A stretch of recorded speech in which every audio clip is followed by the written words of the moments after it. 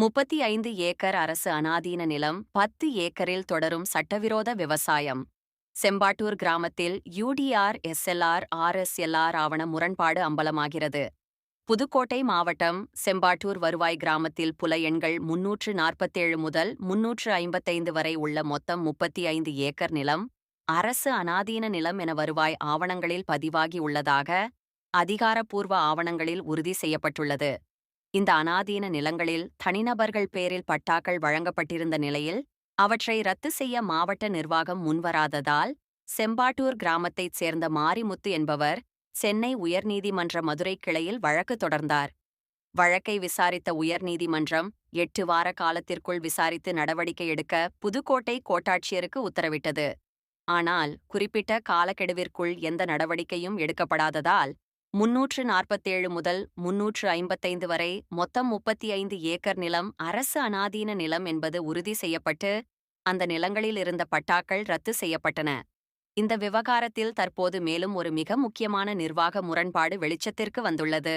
யுடிஆர் updating registry ஆவணங்களில் அனாதீனம் என குறிப்பிடப்பட்டிருந்த பட்டாக்கள் மட்டுமே ரத்து செய்யப்பட்டுள்ளன.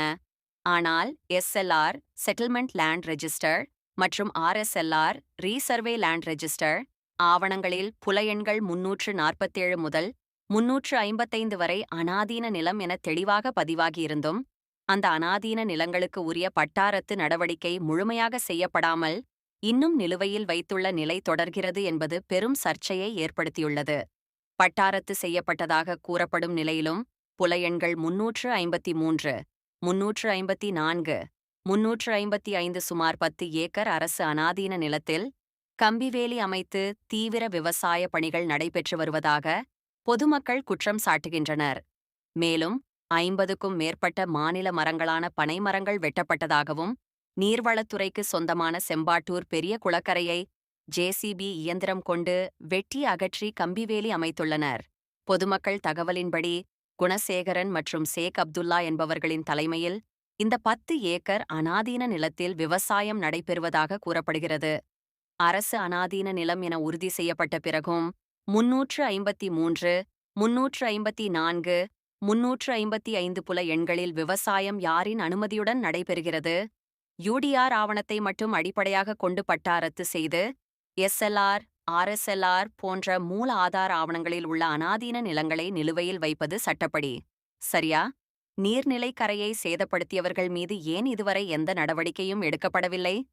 சமூக ஆர்வலர்கள் கூறுவதாவது, யுடிஆர்எல் மட்டும் பட்டா ரத்து செய்து எஸ்எல்ஆர், ஆர்எஸ்எல்ஆர் ஆவணங்களை நிலுவையில் வைத்திருப்பது ஆக்கிரமிப்பாளர்களுக்கு சாதகமாக நிர்வாகம் செயல்படுவதற்கான முயற்சியா என்ற கடும் சந்தேகங்கள் எழுந்துள்ளன.